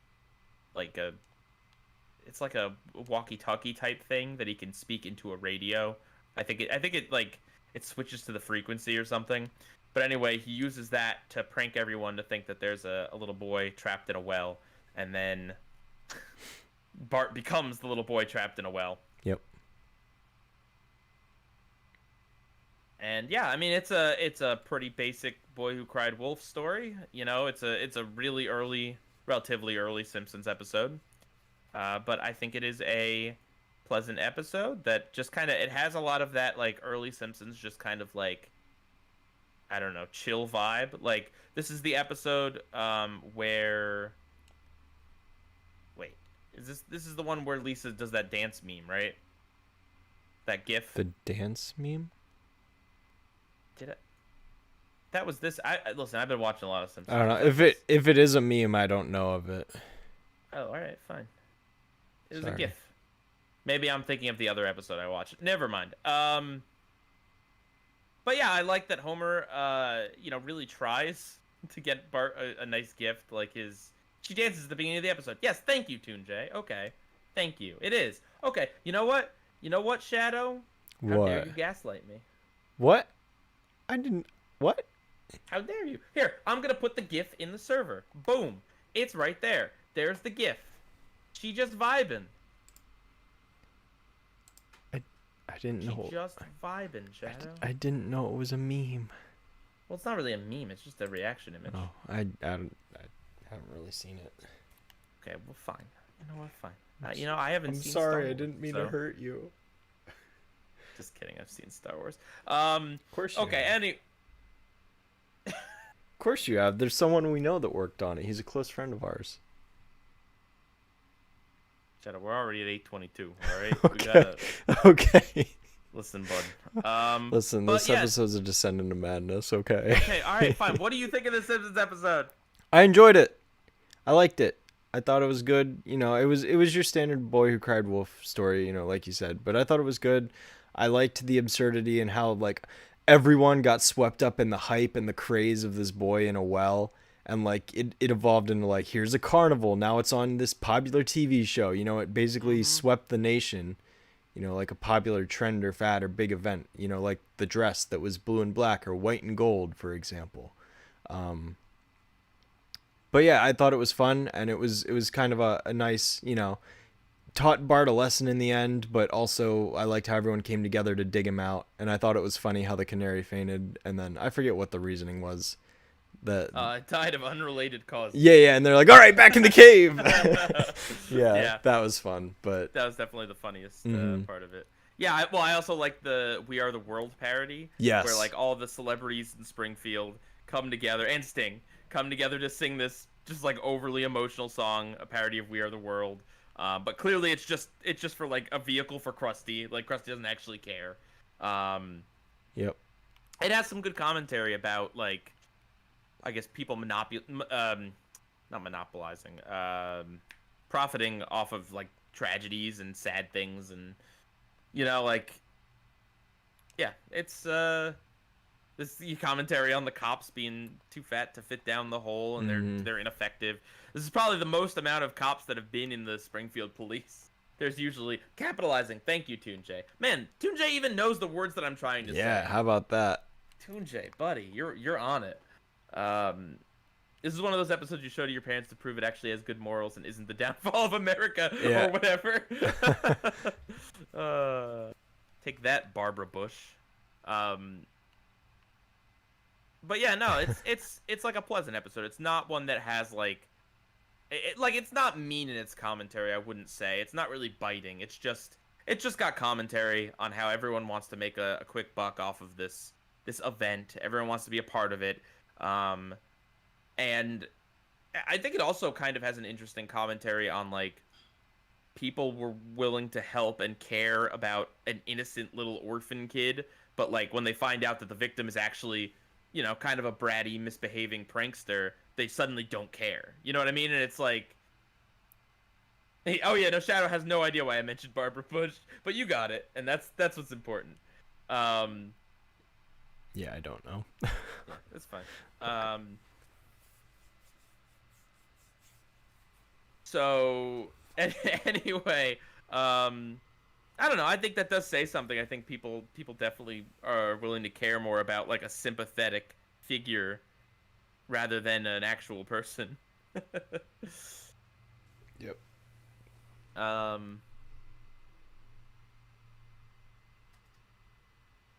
Yeah, I don't know. I would not have picked this episode to nominate from season 3. I think it is a perfectly enjoyable, fine episode. But I think there's a few better picks, to be honest, and we'll get to that. But yeah, like it's got a good heart. It's got solid Simpsons animation. It's got those cool those like moments, Bart opening his presents and his birthday. Like it's a chill episode of The Simpsons. It doesn't have like giant set pieces or too much going on in it. Yeah. Yeah. I like when Martin gives Bart the present of like the nerdy outfit that he's wearing. Oh yeah. Also, am I crazy, or is it both Bart and Lisa's birthday in season 3? Isn't Stark Raving Dad in season 3? I think it is. Well, it was. Oh. Yeah. Yeah. Yeah, I don't know. I'm sorry I don't have a lot of like amazing things to say about this one. It's just it's just completely fine. It's like that era of Simpsons that it's not, it's not over the top. It's not flashy. It's not even like a complicated story. It's just a very chill Boy Who Cried Wolf. Bart plays a prank and then pays the price for it. Another great joke is when they're also in the cave and Sting is digging, and they're like, yeah, Bart loves you, Sting. And then Marge is like, I've never heard him listening to any of his records. Shut up, he's a good digger. Yeah. Sting is like, it's funny because Sting is kind of like, it's almost a joke in this episode that it's like a gratuitous celebrity cameo, because it was a thing that had happened on the show before, of course, notably in the episode I referenced, but like, there was a few celebrities, but like, Sting was one of the earlier ones for sure. And then the show would just become nothing but celebrities every dang episode.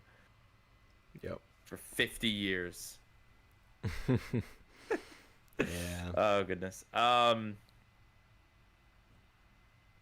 It's an event when a celebrity. Yeah, it was actually an event when a celebrity guest appeared. Now it's an event when a celebrity guest doesn't appear. Oh dear. Okay. All right, and that's the 5 nominees. 4, but yeah. 4 nominees. That's the 400 things we talked about this week. Yeah. Quick, end the show in 2 minutes. Let's get through all our stuff. All right, so next week. No. Just want to let everyone know, get your voting in now. Voting link in the description. Very soon we'll be reading off the winner. So in terms of our nominees, as I mentioned, I thought there was better episodes from season 3 of The Simpsons to nominate. I know I talk about this episode a lot, but I do think Stark Raving Dad is actually a pretty good contender. Not because of its banned status, but just because it's got a funny look into mental health. It has a very clever use of a celebrity guest. I think it's just a solid episode all around. But that's not my nominee. Homer at the Bat. Homer at the Bat. Well, you know that episode, Shadow. It was I a do. Baseball episode. That's my nominee.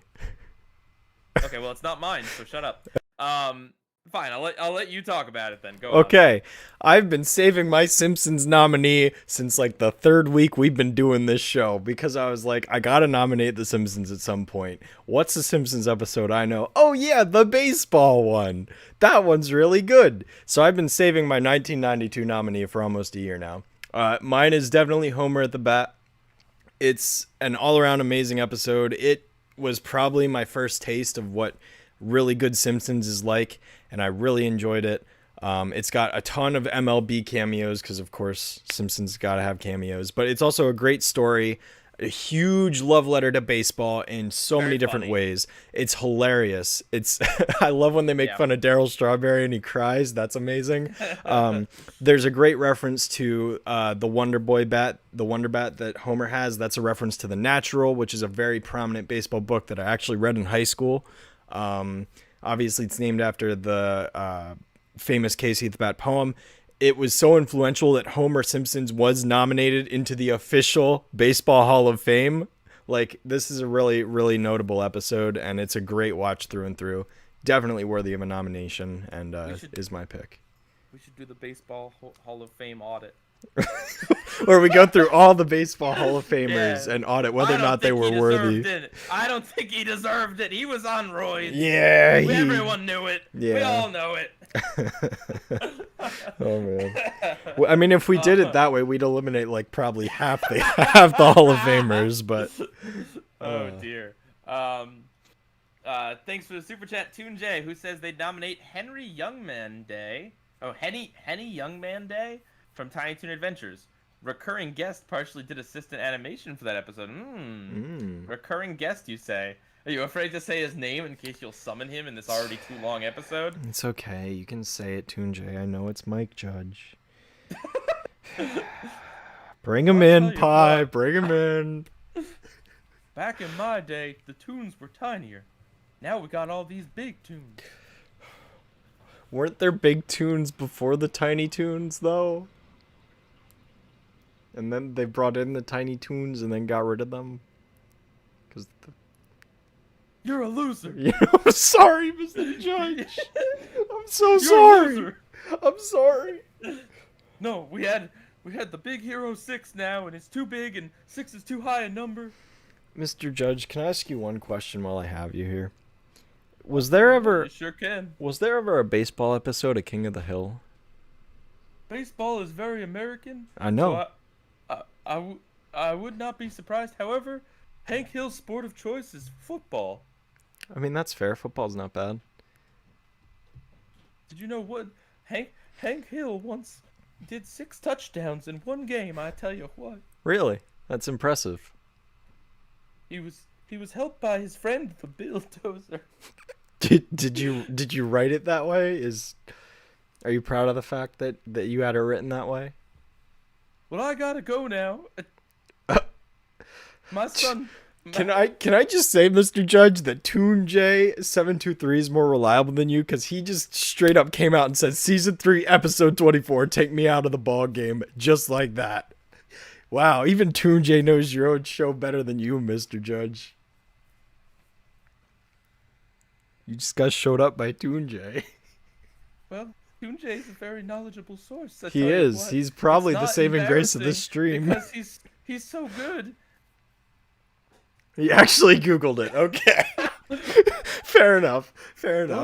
Those darn millennials and their no one had to Google things. At least he's honest with us. That's true, he is. Yeah. Well, I gotta go now. But anytime you need a judge on your award show, I'm here. Yeah, we'll consider it, Mr. Judge. We'll consider it. All right, bye, Mike. Bye, Mikey Mike. Sodden just clapped. Oh, okay. All right. So anyway, your nominee, Pie. Oh yeah, that's how this started. Yep. Okay, so yeah, there's lots of Simpsons episodes that could have been nominated. My pick is Black Widower. I did watch that last night. That's what, for a second, you had me fooled into thinking that was the episode that starts with Lisa dancing. But Black Widower is the second Sideshow Bob episode. It's one where he returns and is dating Aunt Selma, and it's basically just a big mystery plot. It has really stylized coloring at several points. It has commentary on television, and wouldn't you know it, it actually features the Emmys in a scene. Sideshow Bob goes to prison with his Emmy for children's shows. I'm not kidding. But that's not why I pick it. I think it's a really good stylized episode. I'm not gonna say it's the best episode of season 3, but I think it's the most ambitious episode in season 3.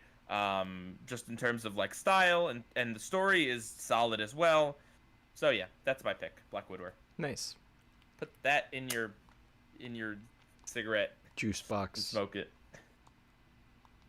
Yeah. You know Arthur was sponsored by Juicy Juice? Yes, I did. Dude, I had Juicy Juice all the time as a kid because of that. And I said, hey. Hey! What a wonderful kind of day. Yeah. Okay, next up, this is going to be tough, our ranking. Oh, boy. We're not ranking every episode of Ren and Stimpy or anything like that, but... Just Ren and Stimpy, Season 1 in general. Do you want to go first, or should I? I'll take a stab at it unless Okay. you have like a solid list already. I do. All right, you go for it. All right. So at the bottom of my list, I'm putting Shelley Duvall's bedtime stories, mostly because this is the animation category, and when it comes down to it, there's not a whole lot of animation outside of like the basic necessities and a little bit of art style changes here and there to reflect the actual book. But in terms of the content, like we kind of discussed already, most of these you could get the same value out of just reading the book, and it didn't feel like these needed to be animated. It's not like they really expanded too much on the basic premise. Above that, I'm probably going to put... This is like the only thing that I'm kind of going back and forth a little bit on. I'm probably going to put... I'd probably put Radio Bart 3. Yeah, I know, right? I know, shocker. But honestly, because... Like you mentioned another Simpsons episode that's greater, and I definitely pick Homer at the bat over this one. It was still a good episode, had some gags, but it wasn't a gut buster for me, the way other Simpsons episodes that we had seen in recent times had kind of been. It was a very nice story, and I enjoyed, little tidbits here and there that really stuck out. But overall, I feel like there are definitely better Simpsons episodes. In the second spot, I'm putting Ren and Stimpy. My reason for that is, yes, there were definitely a lot of stinkers, and there were some okay ones, and there were some good. Like it felt like an overall mixed bag of like great and bad. But when it was really great, it was really great, and I thought that the animation, even in some of, except for like maybe Nurse Stimpy, the animation most of the time was at least fluid, and again, the expressions were always there, and it definitely had a lot of bounciness and squash and stretch and, energy going on a decent chunk of the time. Way more than Son of Stimpy had, for sure, last week or 2 weeks ago. Definitely noteworthy for being recognized for its animation. Number one, I'm putting a Claymation Easter, because I thought that the animation was incredibly detailed, incredibly exquisite, very fun to watch, very interesting, and it felt like a very, very solid amount of effort and passion and time was put into making it look as good as it does. Very unique piece of art that we've seen. The story, the characters, the premise, like all of it was very different and interesting and unique and creative, and definitely felt award worthy 100%. So that is why I put Claymation Easter as the winner, in my opinion. Yeah. Surprising. All very surprising. I know, right? Okay. So I put Shelley Duvall's bedtime stories in dead last. I don't we've kind of outlined why I don't really know what purpose this honestly serves, other than just to kind of be a different version of storybooks that kids may like. But I think it's harmless. I just, on top of that, I don't understand why it was nominated for an Emmy, because yes, one or two shorts have a somewhat stylistic bent to them, but I don't think that it's too stylistic, and I also don't think the animation, like the actual animation itself, is very good generally. It's a little mixed, but I don't think it ever really reaches great heights. I think there's kind of animation errors and a little bit of awkwardness really in all of them. And yeah, I don't know. It also just feels weird because it's like, they're books. Nominate them for Caldecots. Yep. I don't, it doesn't feel like they really adapted it. It feels like they just animated it. Yeah, I guess. Like, they just used the pages as keyframes and then made the rest, made it move.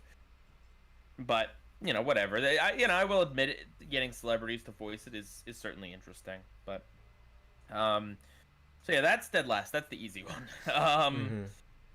Next.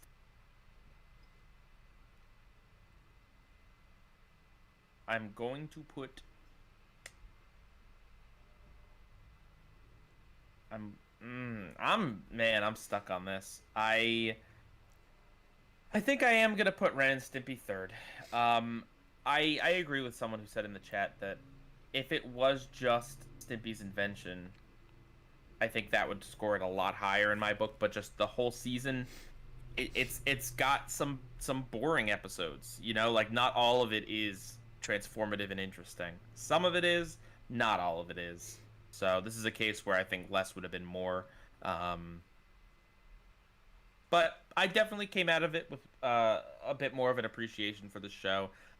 I wouldn't really watch more, but if I had to watch more, I wouldn't begrudge it. Yeah. And then at number 2, I'm gonna put Radio Bart. I think something that's important to consider is that this is only season 3 of The Simpsons. The show was still relatively fresh, and just kind of the animation, you know, the solid animation, the wholesomeness of it, like it's got a lot going for it. Even if by kind of today's standards it seems a little bit pedestrian, it's got a lot going for it. And then number 1, can't believe I'm saying this, but it's Claymation Easter. I did enjoy it, but more importantly, I thought it was just very different, very bold, a very good use of stop motion, a very just original story, a unique holiday to pick to theme your special after. Like, it just it was definitely the one that surprised me the most. And for that reason, I'm putting it at number 1. But I will just say that, like, yeah, parts of the Ren and Stimpy show, if it was just Ren's or Stimpy's Invention, I probably would have put that at number 1. Yeah. Fair ranking. Yeah.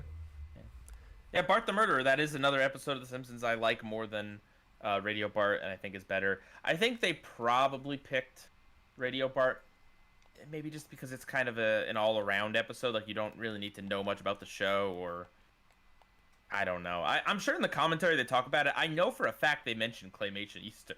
I remember that distinctly in one of the commentaries they talk about it. I don't know. The Simpsons, they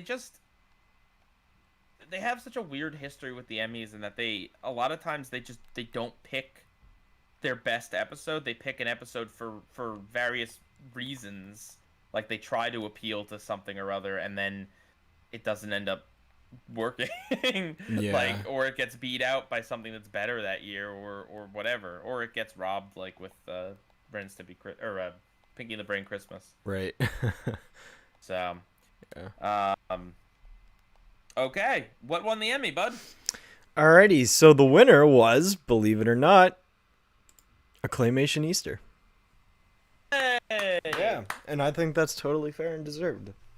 I mean, truth be told, I think the only one I'd be disappointed is if Shelley Duvall's Bedtime Stories won. I think I would have been, I could completely understand any of these otherwise. But yeah, there we go. We're in alignment. That this thing that I had never heard of before the show, outside of the Simpsons commentary referencing it, it just so happened to win. I will also say, when you look at that image and you hear a Claymation Easter, you think I thought it was going to be like a really like kiddie kind of throwback to the Rankin Bass Christmas special type thing. Like, I thought it was kind of going to be very limited animation, very cheesy, very childlike. And instead it was kind of like, I don't want to say edgy, but like, a little darker. It felt more mature. Yeah, the humor had a little bit of an edge to it. It's not inappropriate for children, but yeah.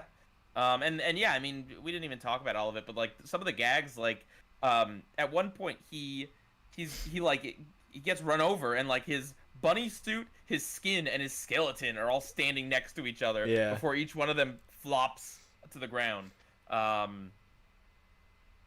Yeah, I recommend checking it out if you haven't. It is on YouTube. Mm-hmm. I don't know where else it is, but yeah. All right. Shall we dive into the poll here? Let's do it. I don't even know what to guess here. I would guess Ren and Stimpy probably comes out number 1 in the poll. That's my guess, yeah. Just because it's the most familiar to the most people that view my channel, since people that view my channel apparently hate The Simpsons. All right. Here we go. At dead last at 3% out of 202 votes. It is Shelley Duvall's Bedtime Stories, Season 1. Yep. Not surprising. Although, I'm sure some people have nostalgia for it. So, at 7%, we have Claymation Easter, also not very surprising. With 25% at number 2, it's Ren and Stimpy Season 1.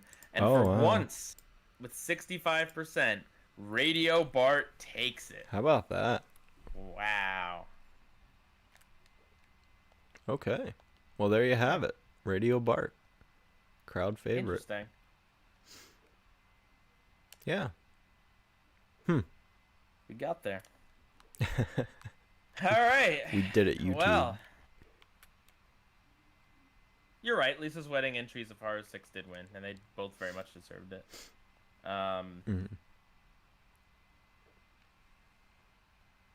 Okay. Yeah. All right. You got any guests backstage for us, Shadow? No, I don't think so. I think they all fell asleep or left because they were tired of waiting for us to get to this point. I wonder if us talking about bedtime stories put anyone to sleep. Yeah. I mean, at least we got Mike Judge out here quickly. So. Yep. Thanks, Toon Jay. If it weren't for you, he probably wouldn't have gotten called out. So. In an effort to not say Gendy, Mike Judge came out. What's an award show without a judge, Yeah. Let's bring in Sting. Oh my gosh. Oh dear. Is Shelley Duvall backstage? I don't think so. I hear a faint screaming, so maybe. All right, what do we got next week, Shadow? All right, so next week, 1991. Half-hour category for animation. Just like 1992, there are only 4 nominees. First up is Will Vinton, again, this time with Claymation Comedy of Horrors show. So this one, instead of being Easter-themed, is more horror-focused, which should be interesting. I'm excited to see it, because the Easter one was great, so that'll be good. Next up is Garfield Gets a Life. Finally! I've been waiting for this cat to get a life. Yeah, man. Oh, he looks so angry. Oh, dude, I'm so proud of the screen cap. That's a perfect one. John. Now go get me some enchiladas. No, Shadow. That's not Gazorpazorp Field. Oh, That's man. Garfield. By the way, everyone, Shadow is finally watching Rick and Morty season whatever we're on. 5. I've seen the first 4 episodes. Got 6 more to go. Hey. I made him watch the very special. Yeah, like almost a year ago, and what's the appropriate way to refer to that episode? What's the name of the episode? Rick Dependence Spray. Yep. I made him watch it a second time. Yeah. Because I told him, I'm like, listen, buddy, it comes up again. It's important. It has crucial continuity that you would not understand a later episode. Yeah. All right, third up, we've got Tiny Toon Adventures with the first episode, The Looney Beginning. Oh. Yeah. Oh, wow, this one was nominated. Okay, makes sense. I think it's a really interesting episode of television. And then, last but not least... That was a sound set. It was a sound. And last but not least, it's The Simpsons with Homer versus Lisa and the Eighth Commandment. Oh, interesting choice. Okay, all right. Yep, and those are the 4 nominees for 1991. Did you try to get a screenshot of everyone looking angry? Is that what... I just tried to find a prominent one, and I figured, you know what, this is called Homer versus Lisa, so I figured them, like, looking at each other, kind of like...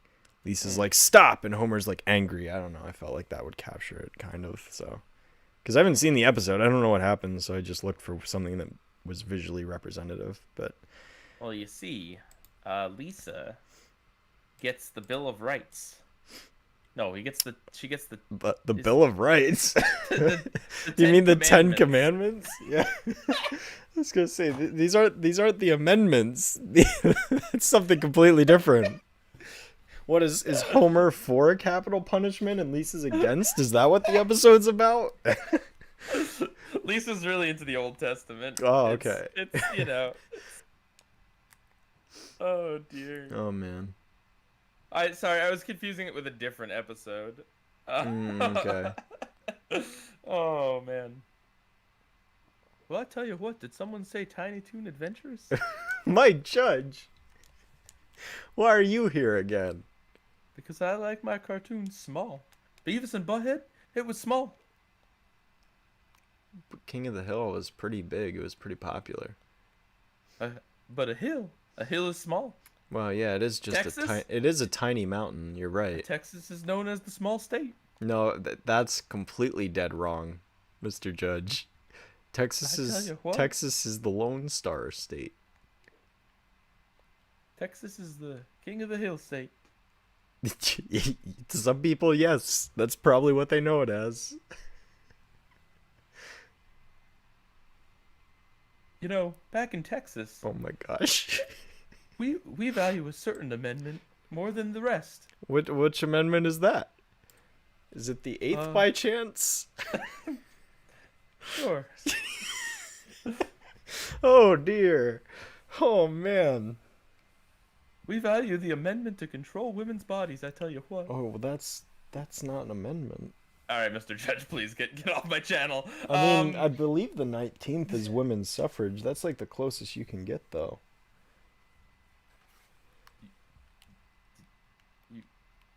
What, were you surprised that I knew the amendments? Yes. I don't know all the amendments, but I know most of them.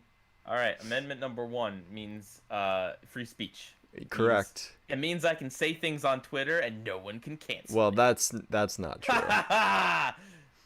Amendment 2 means that I can shoot anyone and then draw Elmer Fudd with a gun. In America, I mean, yeah. Amendment 3 is the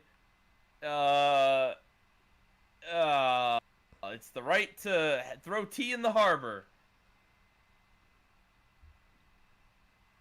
Yep. Amendment 4 is 7 years ago. Yep. You're onto it. You got this. Amendment 5 is they actually crossed that one out. Yeah, they deleted that one. Amendment 6 is if Gendy comes to your house, you gotta let him in. Yep. The Emmy playoff music gets louder and louder. Oh man, I wish we had a closing song. Yeah, I know, right? Oh gosh. Amendment 9. I mean, I can just mute you. No, Amendment 9. Amendment 9 is the right to watch Jimmy Neutron. Pi, just because we can go for a 2-hour stream doesn't mean we need to. All right. Good night, everybody. Bye, guys. We'll see you next week. Hopefully next week. Maybe we'll see. Out. Bye.